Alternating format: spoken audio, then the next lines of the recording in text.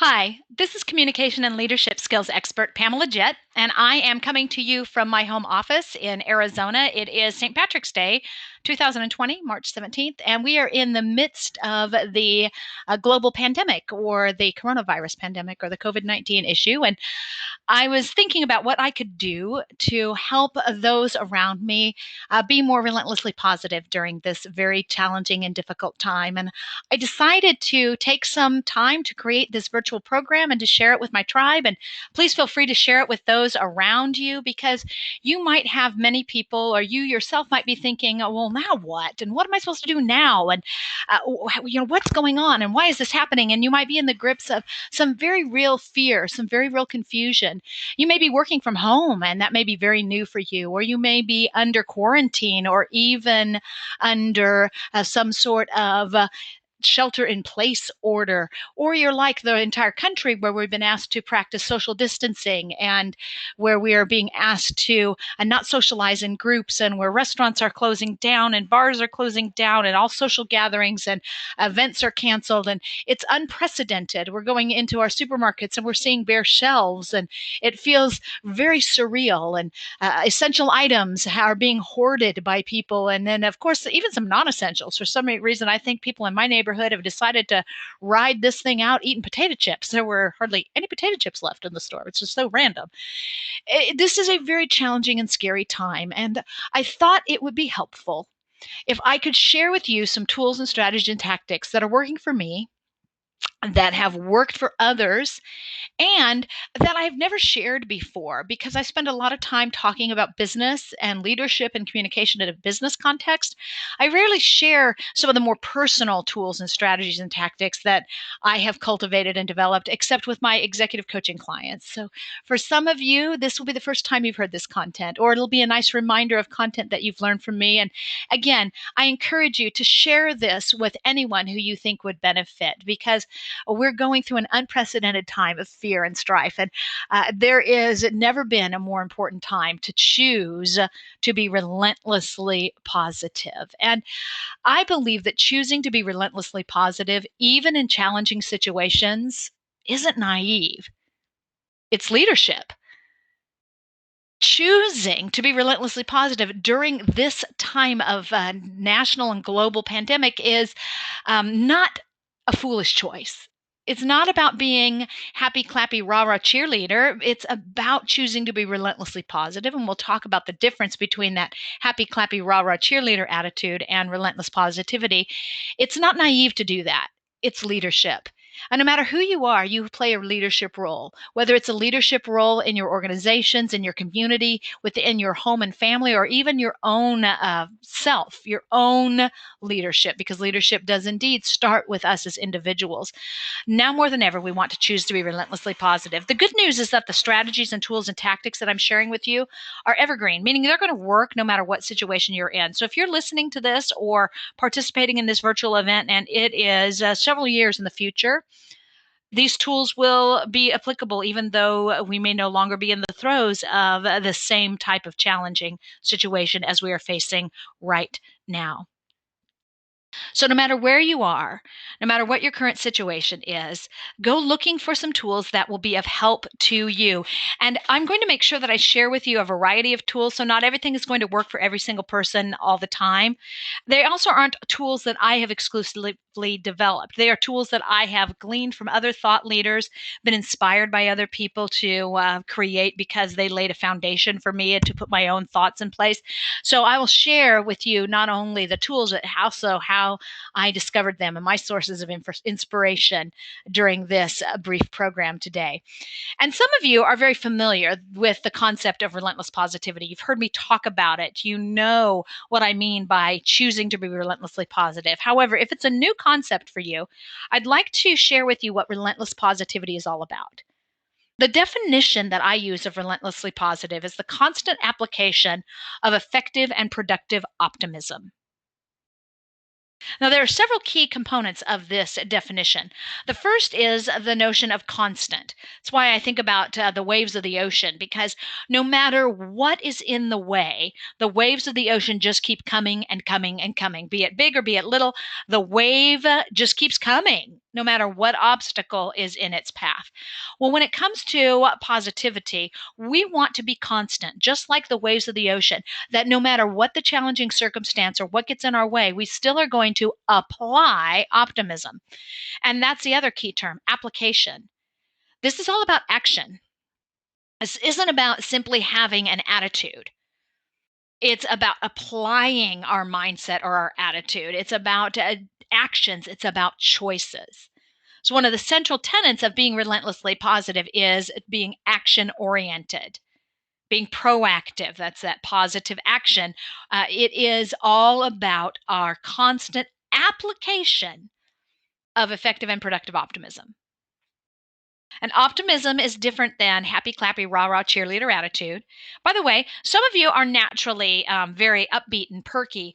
I tend to be to some degree, and it comes easy for you. Some of you are not like that. That's not your personality, but you can still be relentlessly positive. You can still have an optimistic attitude, and you can apply that attitude constantly. And it doesn't have to show up the same way it might for someone like myself, who might be more naturally extroverted, but we can still use relentless positivity and apply effective and productive optimism. And that's a real important thing to understand, that that's the definition we're talking about, because I don't want anybody to think that I am sitting here in my office thinking that there's not something pretty significant going on right now, and that some of you are experiencing real worry, real pain, real fear, real concern, and that in the days and weeks and months and maybe even years to come, we might be experiencing some very serious ramifications, perhaps on a professional level, perhaps on an economic level. For many of you, it will be on a very personal level. These fears and these challenges are very real. And I don't want anyone to think that I am minimizing those. I do know, though, that the way I look at these fears and these challenges is going to make all the difference in my personal experience of them. So I want to apply relentlessly positive vision at all times.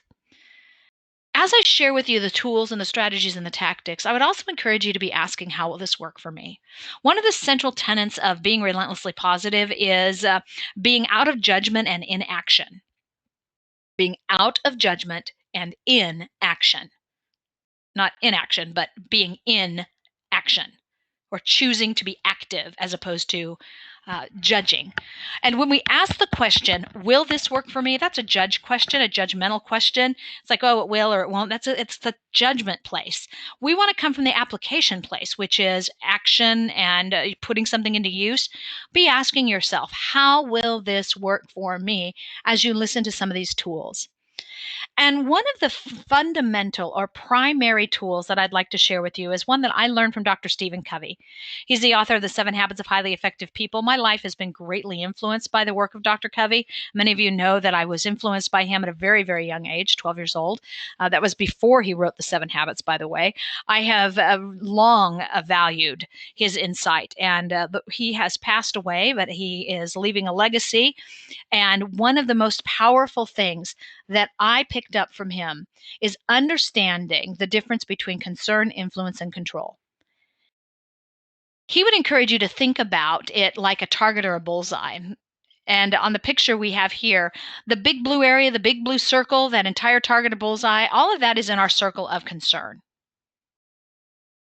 And right now, we're going through some very concerning things, some things that have us rightfully worried, rightfully looking at things from a very difficult point of view. There's some very big, real challenges that we are facing as a nation, as communities, as a globe. There's some very real pain, some very real strife. All of those things are in our circle of concern. And by the way, it doesn't matter whether it's 2020 or 2030, there's going to be things that fall in our circle of concern. Everything that impacts you, affects you, it's all in our circle of concern. But not everything that's in our circle of concern do we have any influence over. And influence is that inner area, still blue, bounded by that small white band. That's the next size circle. And by comparison to our circle of concern, our circle of influence is pretty small. Like, of all the things that are going on right now, we only have influence over a few of them. And within that circle of influence, falls an even smaller circle. That's that white dot in the center, right where the arrow is. That's our circle or sphere of control. And about the only thing we have control over right now is ourselves, our choices, what we do with our time, our energy, how we choose to comply with what we are being asked to do as a nation. That's about the only thing we have control over. We cannot control the virus. We cannot control the decisions that are being made on a national and a statewide and a local level. We can't control those things, but we can control what we do, our choices. And some of you have influence over others. You have influence over your family, maybe even over your friends, and you can influence them by perhaps giving them good media. And when I say good media, I mean reputable media, good information. You might be an influencer within your community. You might have a position of leadership that you can influence others. But most of the time, most people fall mostly in our sphere of concern, not in our sphere of influence or control. Now, why is this so fundamental, especially during times of real difficulty? Because when times are sincerely and genuinely challenging, boy, that circle of concern is tempting to hang out in. It it's like it's a bid for our attention like nobody else's business. Oh my gosh, look at the economy. Oh my gosh, look at this illness. Oh my gosh, look at our hospital systems. Oh my gosh, look at the hoarding that's going on. Oh my gosh, look at the bare shelves. And it's competing for all of our attention. The challenge is the more time we spend in our circle of concern, things that we can do absolutely nothing about, the less energy, the less creativity, the less of everything we have to give to those things that we can control. And that circle of concern, it will deplete us. It will deplete our immune system. It will make us tired because we can't do anything. We're just expending energy and we're getting no results. But if we put our energy towards things that we are in charge of, things that we can control, our choices, we get at least some sort of return on that expenditure of energy. And it helps us to boost our immune system. We aren't so tired. We're not so frustrated. We are not so worn down because we feel like we're in charge of something and we're not constantly in worry mode. We're in action mode. Ladies and gentlemen, nothing is more fundamental during difficult times than to stay focused on the things that you can control. And that doesn't mean you won't have bids for your attention of things that are in your sphere of influence or concern. And it doesn't mean that those things that are in your sphere of influence and concern are not happening, or I'm not advising you to stick your head in the sand. I'm simply saying, okay, accept that those things are happening and choose to focus on what you can control, your strategies, your action plans. This is foundational to having a relentlessly a positive approach. Another thing that's very helpful, and I've never shared this in a public forum before. I've done it with my executive coaching clients, and I've never shared it, especially in a webinar that I'm allowing, or wanting or encouraging is a better word for you to share broadly, is the importance of acknowledging and comforting your inner child. This concept of an inner child is something that is well accepted in psychological circles. It's well accepted when you are working through some issues, perhaps in counseling or therapy. It's a very common concept, but we just don't talk about it in business circles very often. But that's me, by the way, looking at Winnie the Pooh. Not quite sure exactly how old I was because, please, ladies and gentlemen, I mean, if you have photographs, actual photographs printed out, date them. I'm not sure how old I was. I'm guessing I was about 4, maybe 3.5, somewhere in that ballpark. And I look at that little girl and I see that she's pretty brave and she's got a lot of positivity and a lot of energy. And for the most part, I had a great childhood and my inner child it does okay. And I've worked through some of the challenges and been able to process through some of that. But every once in a while, my inner child, your inner child, it acts out.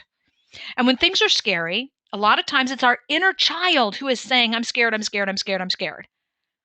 Because it doesn't know the difference between reality and projected reality. It doesn't understand that there are systems in place that can take care of things and that people are making wise choices. It's just in that fear zone. And sometimes it's our panicked inner child that's running the show. And we make really crazy decisions because our inner child is running the show. And I have discovered that during times of crisis, sometimes my inner child pops up and I get scared. Now, I had a moment this morning when I was a little afraid. And I was like, okay, who is it? Me? Is it the adult Pamela who's afraid, or is it like my inner child? Oh, inner child. She's kind of trying to run the show, saying, hey, Pamela, you don't need to do anything productive today. Why don't you just kind of hide out? That's what social distancing is. You just hide out. And I thought, no, that's my inner child talking. And I just needed to say, hey, I hear you. I know you're scared. I got it. We've got a plan for the day. And that allowed that inner child to just kind of relax a little bit and not be such a voice of fear for me. For some of you, this sounds very realistic, very possible. For some of you, this isn't a tool that will actually resonate for you. But if you're willing to give it a shot, the next time you're in fear, especially during this current crisis, just ask yourself, is it the adult me who's afraid, or is it kind of like my inner child, that, kid who's scared that things aren't going to work out? And comfort that inner child. I also believe in the power of what I like to call active gratitude. And during times of great crisis, I believe we ought to practice extreme active gratitude. By the way, active gratitude is different than gratitude. Gratitude for me is like, oh, I'm just feeling thankful and, oh, I just need to feel gratitude. I believe we want to take action on our gratitude.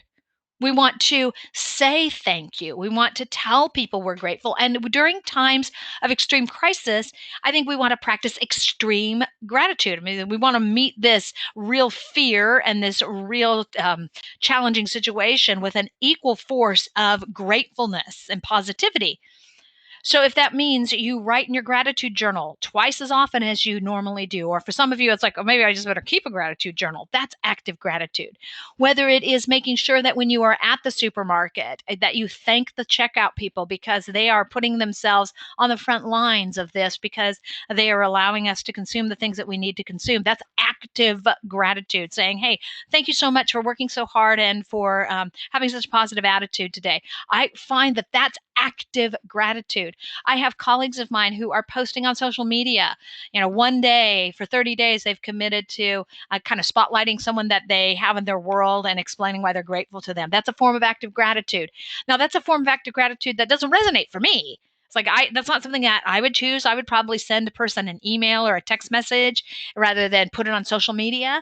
But that's a form that's working for a lot of people. Choose what works for you, but move beyond just the casual thank you and practice extreme active gratitude. It also makes great sense for us at this time to do something, and I'm going to back up a bit because I jumped ahead and I did not mean to. Do something very intentional, and I call it go miracle hunting. And I learned this from Gabby Bernstein, who is a speaker and an author, and she is a really interesting human being. I read a book that she wrote a long time ago. Well, it's not that long ago, but I read it a few years ago now, called The Universe Has Your Back. And she gave me the idea of going miracle hunting. Like every day, go look for the miracle. Now, what's fascinating is if you intentionally go looking for things that are miracles, you're going to find them. And right now, when we're in this form of social distancing, what I think is really miraculous is technology. Excuse me. I want to be grateful, actively grateful. Like, I am really thankful for technology. I am thankful that I have a cell phone. It's a miracle that I can send a text message to a friend or a family member and they instantly receive it. And within a moment, I might have some sort of response. It's a miracle that we can stay connected that way, especially during these times. FaceTime and other types of video conferencing tools are allowing people to be connected in a disconnected world right now. That's a miracle. I was standing at my bottom of my staircase this morning, and my cat, I live with my kitty cat Oleander, and she was on a little table that's below a window in the stairwell, and she was doing that calming, that chirping kind of sound, and she was going a little nuts. And I was like, what are you looking at? So I went up to the landing and I looked up, and she was looking at a bird, and it was a beautiful bird. And I just took a moment and like, man, those are some of the miracles of nature. I wanted to go looking for that. I don't know how many times I have looked out my window and seen birds, but I really decided to just look at it through my kitty cat's eyes, so to speak. But that was a miracle that she caused me to pause just a moment and look at the beauty and wonders of nature. Go looking for the miracles. You'll find them. they show up. It's just how it's this, it's your reticular activating system, by the way, and I talk about that in a lot of my programs. But essentially, you get what you expect. So if you expect to see miracles, you will see them. Same thing for looking for the helpers. That's a concept that many of us are familiar with because there's been some social media around, go look for the helpers. I'm a big believer that you want to look for those who are helpful, look for those who are out there creating those miracles, and then practice extreme active gratitude on them. Now, remember, not all of these tools are going to work for everybody, but if you're asking yourself, how will this work for me? How can I start looking for things to be actively grateful for, even during time of crisis? Because this is going to shift your mindset. It's going to keep you energized, which will boost your own immune system. There's so many reasons to engage in this relentlessly positive approach. It does not mean that challenging things don't happen. What it does mean is that you are taking a more positive stance. You're not letting the things that are only in your sphere of concern be the boss. Which also means it is a wise choice, especially during times of great crisis, to curate and limit your media consumption. This is not about sticking your head in the sand. It's not about ignoring news. It's not about not staying up to date. I choose my news though very wisely, or at least wise according to my standard of wisdom. So I curate it, meaning that I don't listen indiscriminately to everything. I pay attention to where it's coming from. I also limit my media consumption.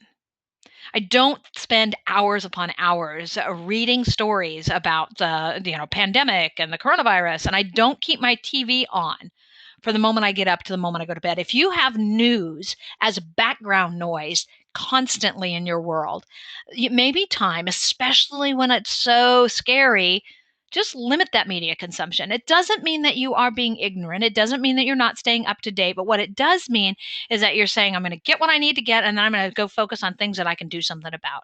Curate and limit your media consumption, especially during times of great crisis, because that'll also give you more time to listen to and honor your body.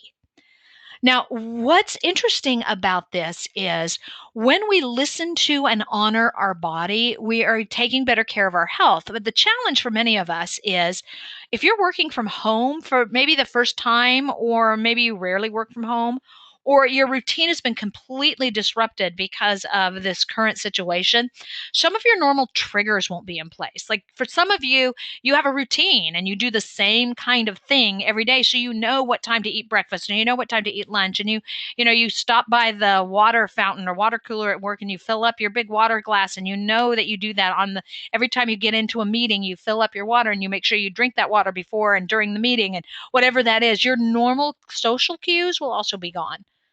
So it's really time to listen to and honor your body. When your body says get out and get some sunshine, as long as that is something that is right to do within your community, get out and get some sunshine. I sat out on my back patio yesterday because I wanted to be outside. I just needed fresh air. Even though I was not with other people, I wanted some fresh air. My body said, hey, breathe some fresh air. But I didn't do a fabulous job of listening to my body yesterday because I also had a dehydration headache. I wasn't sitting at my desk. And at my desk, I normally have a lot of water, but I didn't take it out there with me. And then I wound up not drinking as much as I needed to. Pay attention to the physical cues so that you can take better care of yourself. Because if you're struggling physically, it's hard to be positive emotionally. Listen to and honor your body. Another central principle of having a relentlessly positive approach, even during challenging times, is to remember how to manage negative thoughts and negative feelings. And central to our ability to manage negative thoughts and negative feelings is this concept of if you can name it, you can tame it. I teach a lot of emotional intelligence techniques when I teach leadership and communication workshops. And one of the things that I know is that adults sometimes we choose the most convenient, but not necessarily the most accurate label for our emotions. So we'll say, oh, I'm so angry, when really we might be frustrated or confused.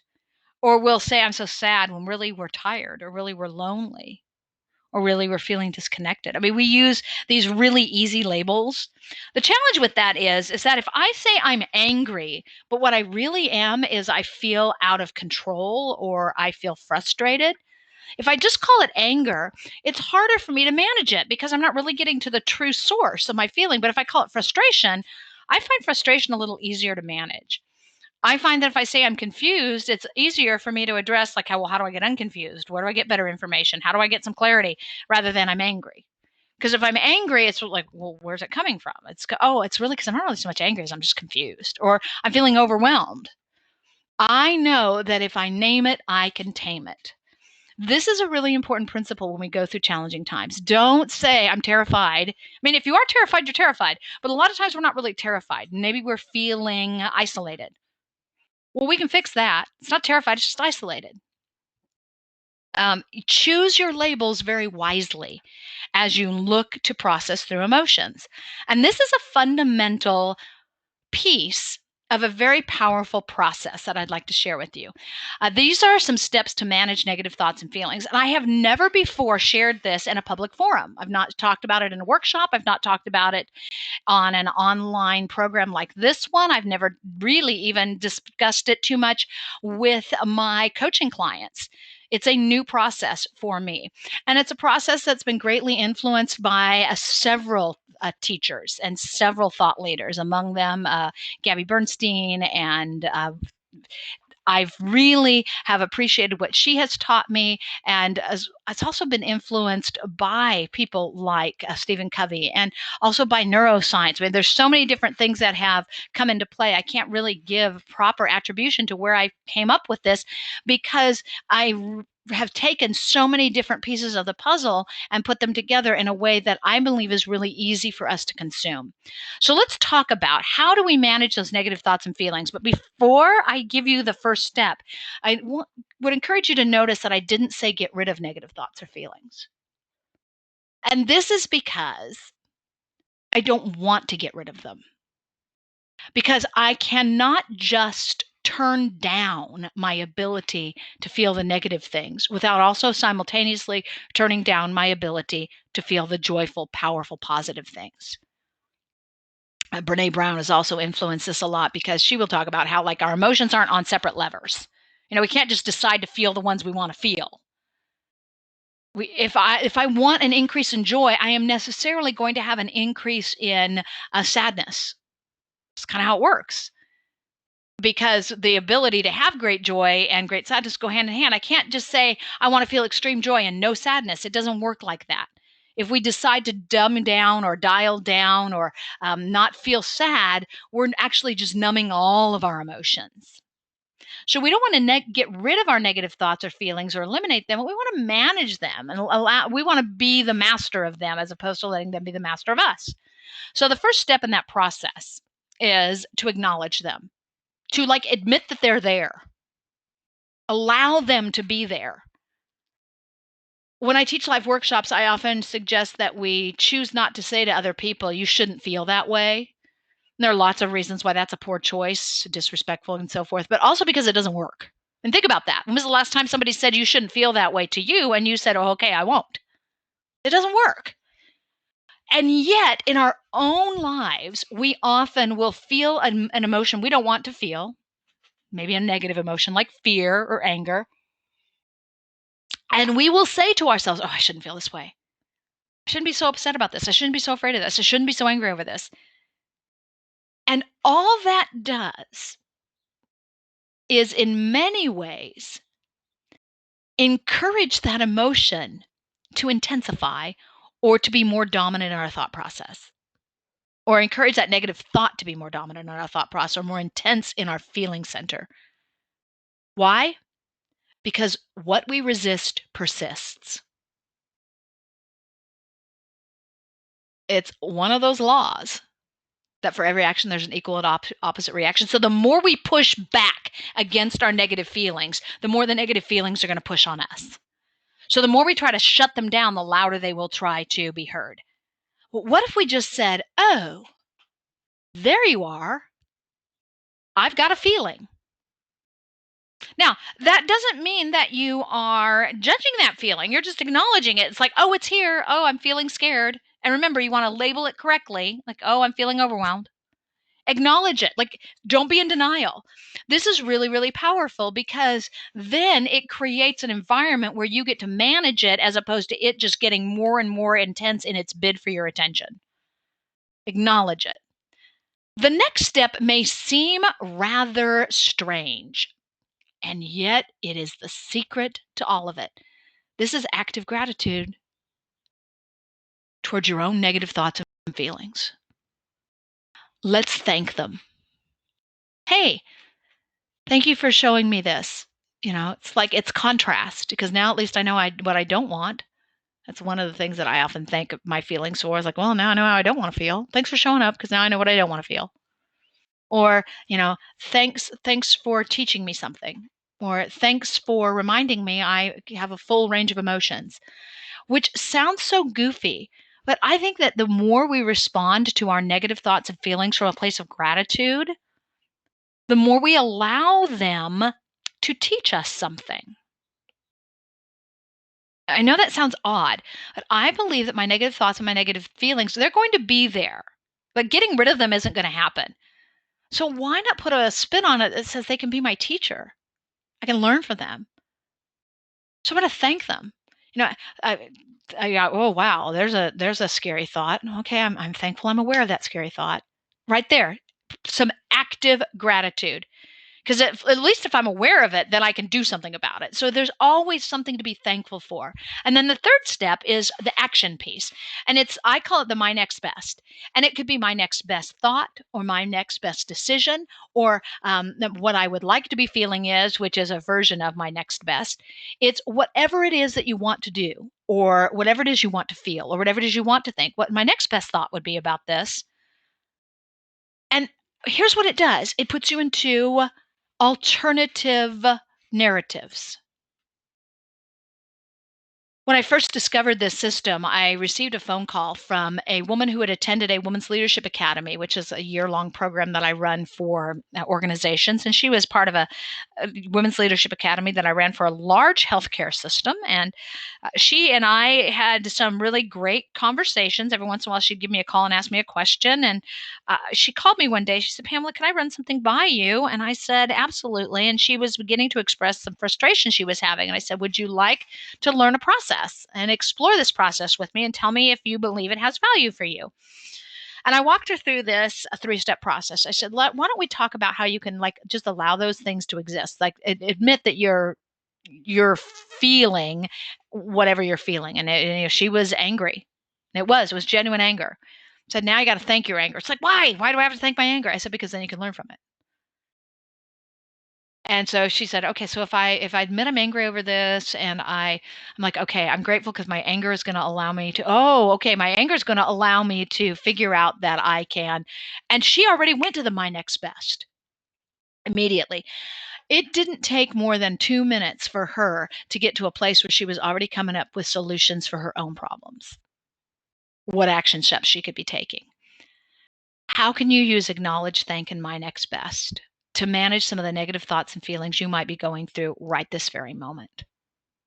By the way, one of the things that I recommend to my coaching clients and that I did for myself a few days ago is to make a list. Sometimes we know we're going to have certain negative thoughts and feelings, so we can make a list of potential next bests. My next best choice would be, my next best step is.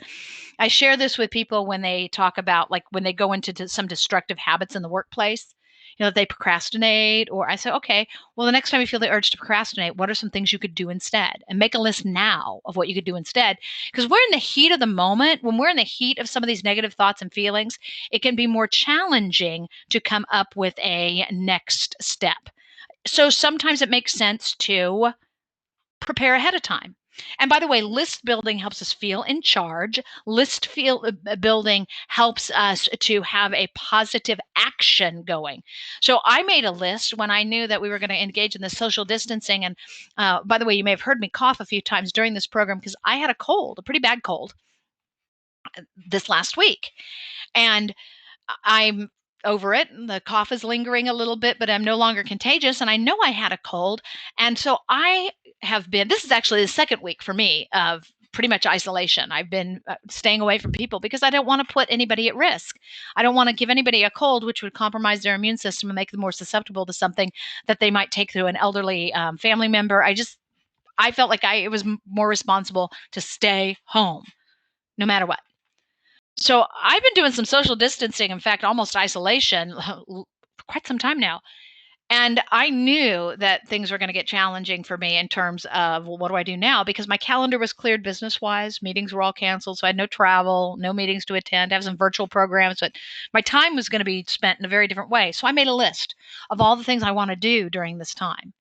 It's probably the most common denominator I have seen among people who are successful and who don't get sidetracked by this kind of thing is that they make a list. They make a list of all the things they can get accomplished. They may or may not accomplish all of them, but people have things right now. I'm going to clean my house. I'm going to clean my closet. I'm going to prep for my taxes. I'm going to, exercise. I'm going to finally learn how to play the guitar. I'm going to spend time learning how to cook the foods that I really want to cook with the ingredients that I have on hand. It's all of those things have been powerful for people. Make a list. Make a list of the things that you choose to do now. Make a list of what you could do the next time you experience fear or panic so that it's easier to choose the my next step. Very similar to the concept of managing negative thoughts by using this three-step process is something I learned from reading a little book called The Question Behind the Question, or the QBQ. It's written by a guy named John G. Miller, and it's a really powerful book. It's all about practicing personal accountability. And my biggest takeaway when I read this book was to stop asking when and why questions and to start asking what and how. At no time has this been more relevant than now. Why did this happen? When is it going to be over?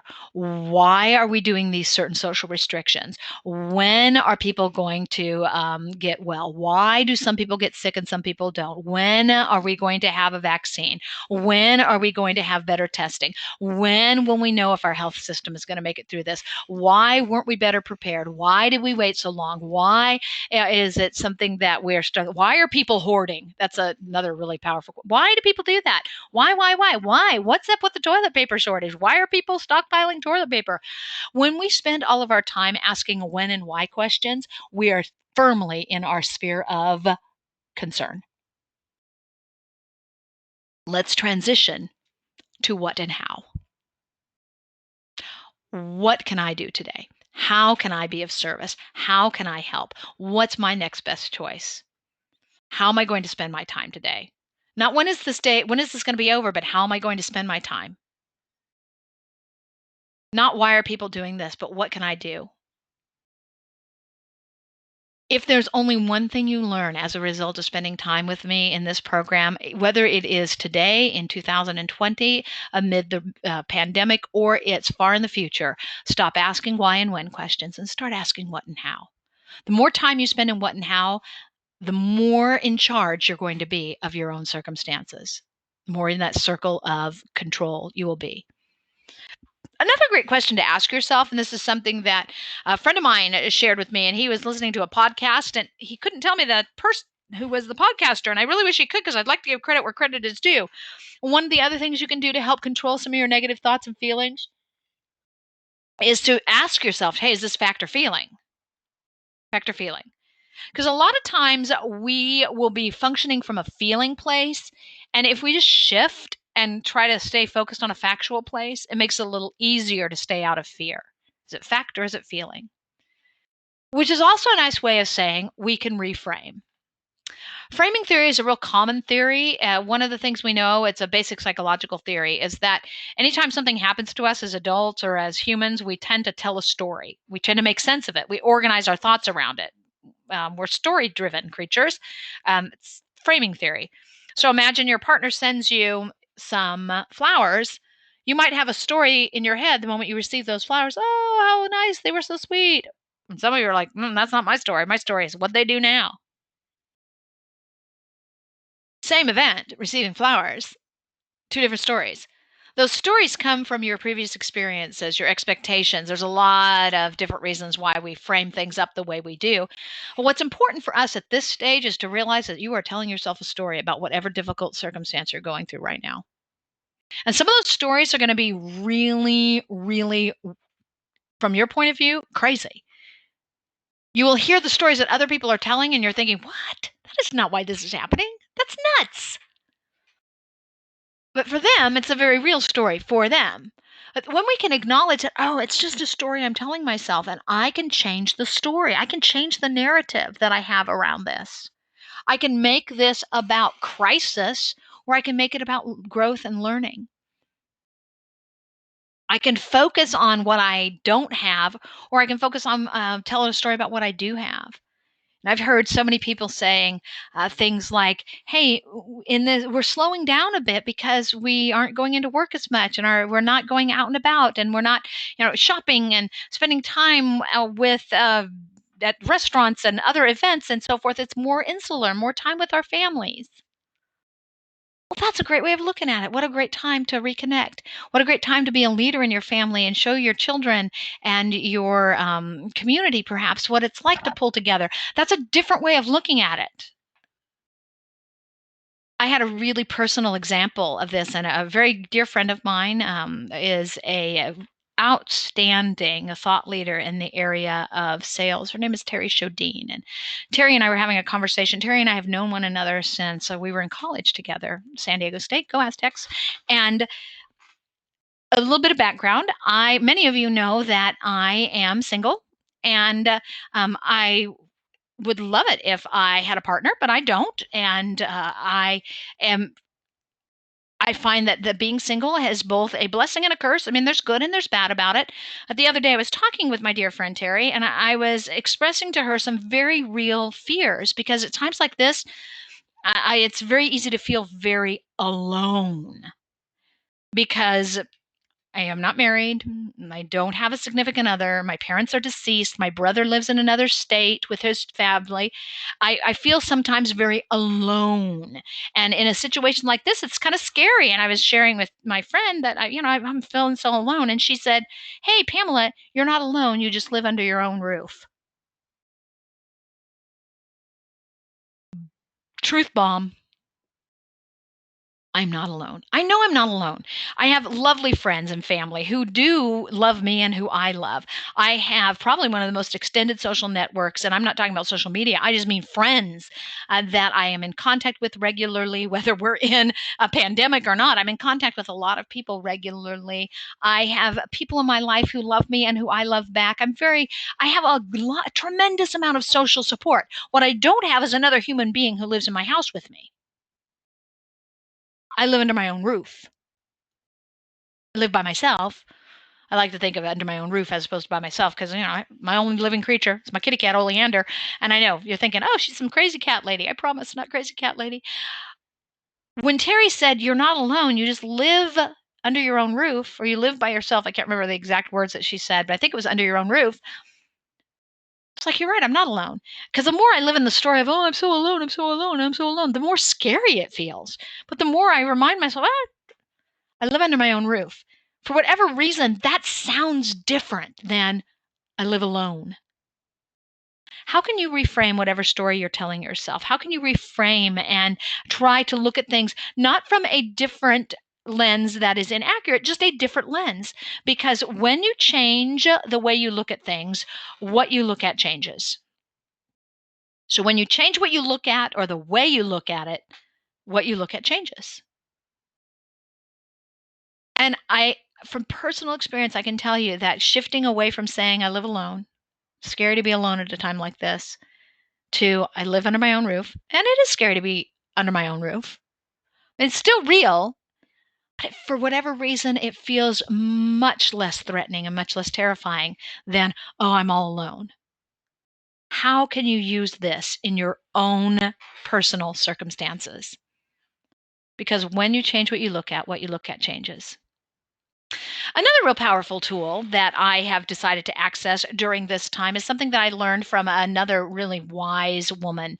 Her name is Mary Loverty, and Mary Loverty has written numerous books. Many of you might be familiar with Mary because she's a well known author, and Mary and I have been dear friends for a long time. And she is powerful in terms of her ahas. And one of the things that Mary talks about, because she's a work life balance expert, she talks about the power of ritual. And ritual creates a sense of security, a sense of predictability, because we like that. Our brains crave that. It likes pattern, it likes predictability. That's why this is so unsettling because it's new and our brains don't like it. It's scary. But rituals create a sense of stability and pattern. So, one of the things that I have chosen to do, and I would encourage you to think about for yourself, is what kind of new rituals or rituals that you are used to engaging in, but maybe have become disconnected from, can you re engage in? I've made a commitment that I am going to do 5 things every day. One is I am going to journal. Now, I've always journaled, but I sometimes am a better journaler than others. But I am going to journal every day. I'm going to pray and meditate every day. And that practice works for me. It's a combination of prayer and meditation. I like to meditate. I like to still my mind. I like to feel completely present. And I also like to pray because I believe that that has power. So I make sure I journal and I pray and meditate every day. The other thing that I made a commitment to do as part of my ritual is to do something that is business oriented and to do something. And my fourth thing is to do something that improves my living condition. And that might be simply to clean out a drawer. And the fifth and final thing is to get some exercise every day. That's my new ritual. It's a 5 step ritual. I will journal. I will pray and meditate every day. I will do something to help my business every day. I will do something to help my living environment every day. And I will get some exercise every day. And if at the end of the day I can say I did those 5 things, I lived that ritual, that helps me feel like I am making good choices. What rituals can you engage in? What can you do that will help you create some sense of control and being in charge within the confines of some challenging circumstances?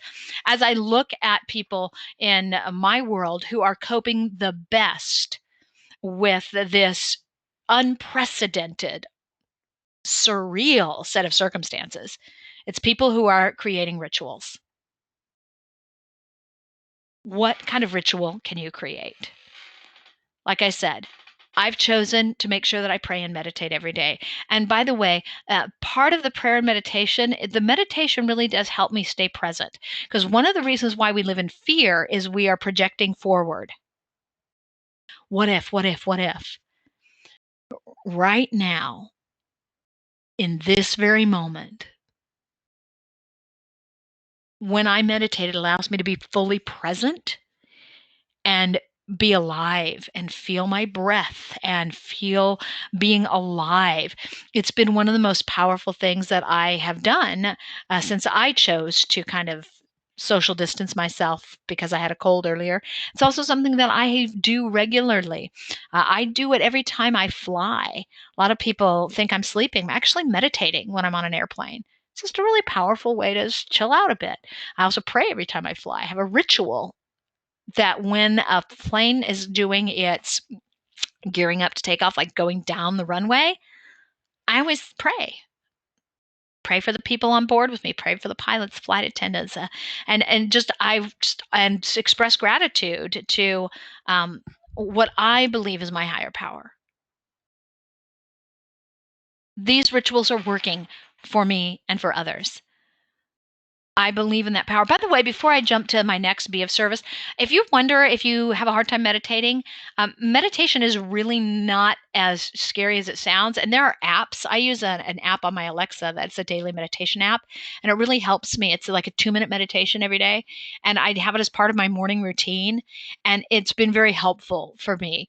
And I've been doing it for quite some time. I never thought I could meditate until I tried these 2 minute meditations. And now I really find that there's power in the meditation. And I'm okay that sometimes I'm better at it than others. That's all part of the process. So if you're thinking, I can't meditate, hey, if you can take 5 deep breaths in a row and focus on the breaths, if you can take one deep breath and focus on the in and the out of the breath, you're meditating. So give yourself some grace and figure out what works.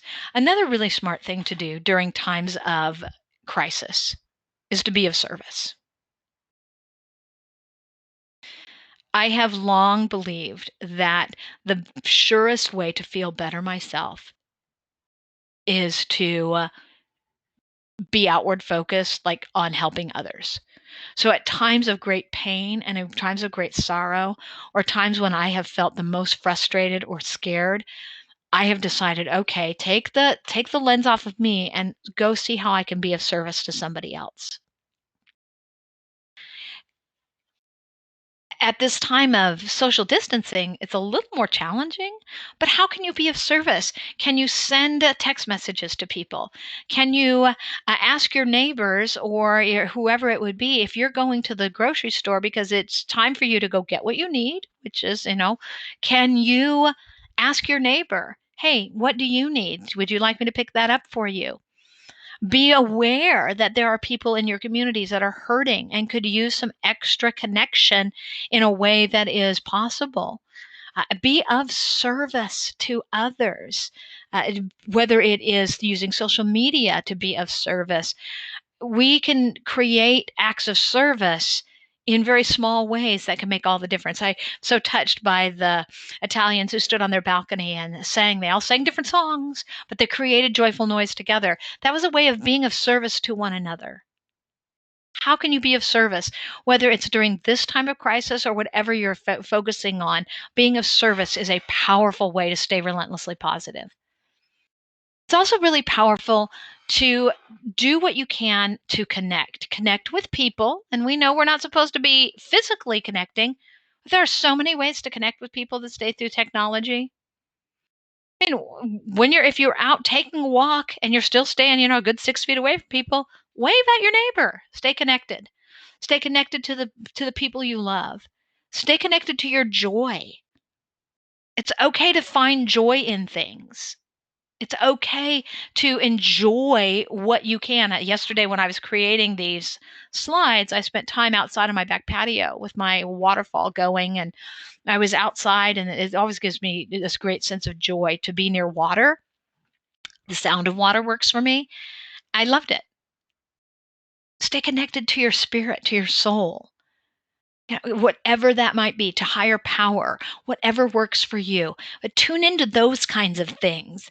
That's where you're going to find great solace and a great strength. I also know that it's powerful to be present. I mentioned that a few moments ago, that that's one of the gifts of meditation, is it allows you to be in the moment. Be present.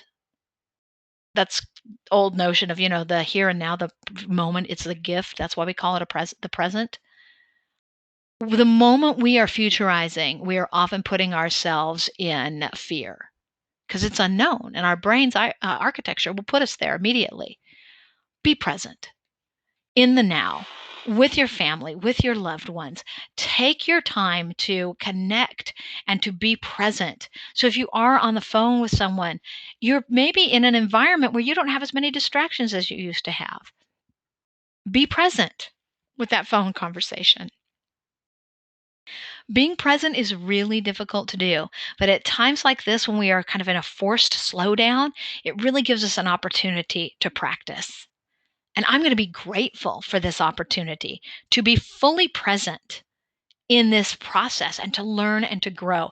And you might be thinking, Pamela, you are so Pollyanna. I know that this is how I choose to be, because I want to have this relentlessly positive approach, because it's so much easier on me and it allows me to be of service to those around me. Because choosing to be relentlessly positive, even in challenging situations, isn't naive. It's leadership. Part of why I created this program was to be of service and to do something positive, put something positive out there in this world. What can you do to create some positive vibes?